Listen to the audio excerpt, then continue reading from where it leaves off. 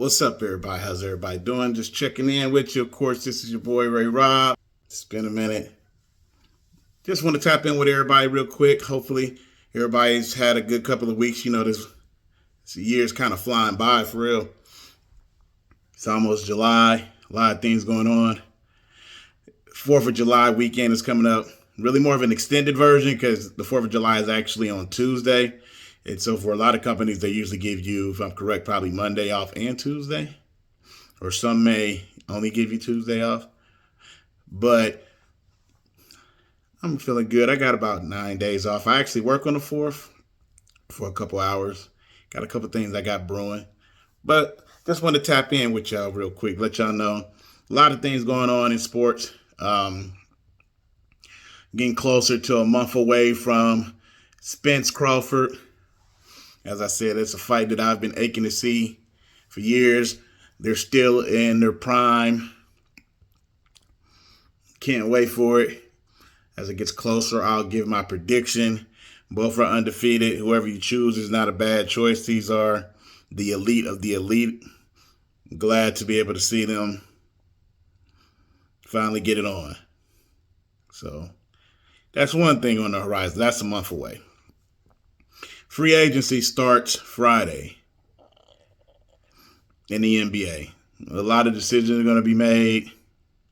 Whether Harden is going to go to Houston or if he's going to resign. Doesn't make any sense to me why Houston would even really want him. He doesn't seem to fit. I mean, I know he did great things there. He was there for 8 seasons. They love him. But they got a youth movement going on there. And it's like how he wants to play and how they play and how Ime Udoka is doesn't make any sense. But then you're also saying as far as if you watch TV and listen to pundits, they're saying, he's more than likely going to sign with Philadelphia. But if he signs with Philadelphia, he needs to take a lesser role. And they want Tyrese Maxey to go ahead and blossom. But the thing is, he had an issue with taking a lesser role just being the second option. So y'all want him to sign a contract and take a lesser role and be like the third option? I don't know. It really doesn't make sense to me.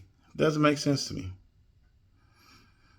It doesn't. I mean, I get what they're saying, but unless he needs somebody to sit him down and unless he realizes it, the same way they're kind of talking about Russ, even though I felt Russ was getting the unfair,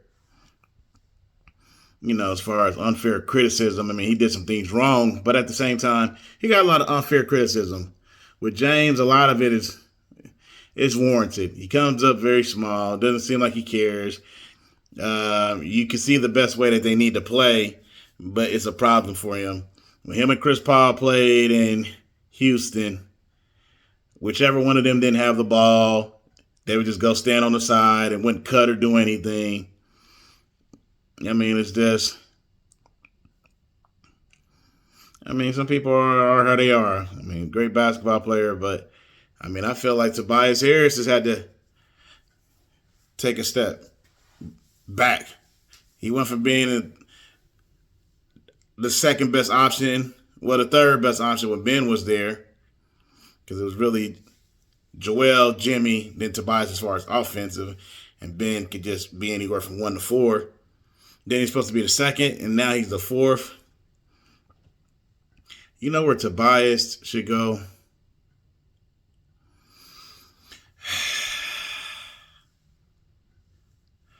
Tobias, I don't know if they would. I was going to say Memphis, but he'd be like a fourth option there. I'm just thinking off the top of my head where Tobias could go. Where he can be because he's a great third option.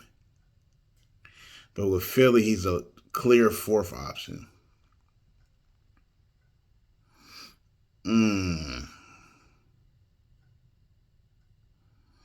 Maybe in Atlanta. I don't know, how his contract is kind of expiring and stuff like that. I don't know if people, they may want to think about that, but, it's not about Tobias anyway, but, they got to think about him because his contract is set to expire within the next year or two. I don't know what Philly's going to do. I don't know. They're kind of stuck. What I would really love for them to do is really just get Dame there, however they could.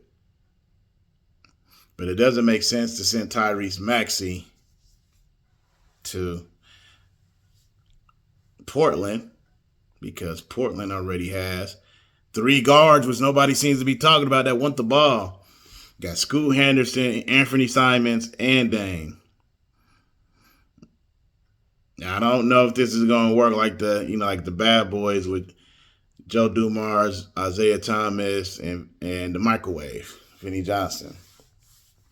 But we'll see.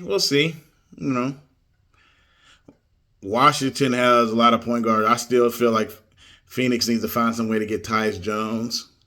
He's in Washington. But if you got Jordan Poole there, they're going to let him run the show. I don't know I feel like they'll have him as a scoring point. I don't think they need that many point guards there. So it's going to be a lot of movement. We're just waiting for the first. You just need to see the first couple dominoes fall, and then we'll get to it. So that's interesting. Training camp doesn't start for another month for football. Of course, I'm a Bears fan. I'm very optimistic. The thing about the NFL is, no matter who your team is, talent is definitely an issue, but it's how they play together because most games are close. It's usually a couple things that separate them. So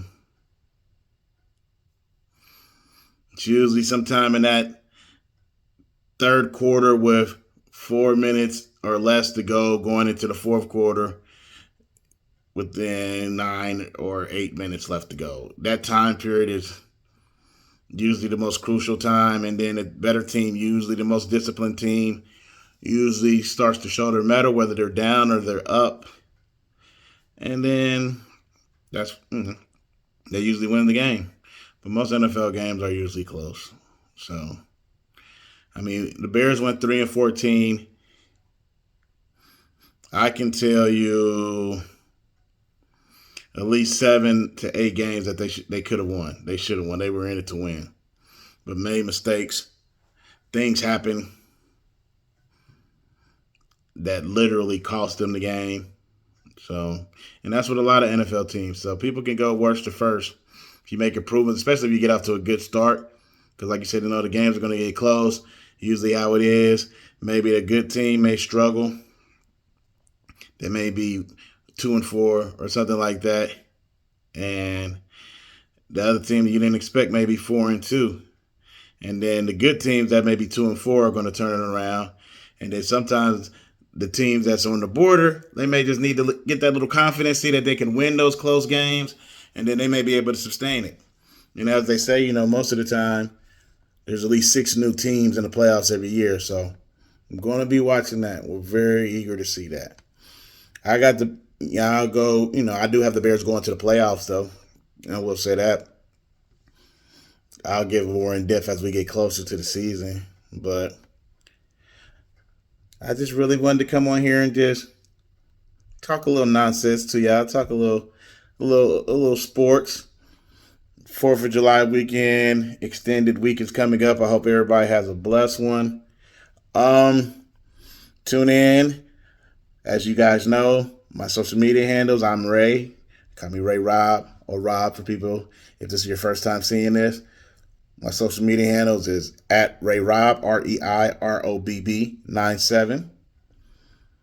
That is on Instagram, Twitter, Snapchat, and TikTok.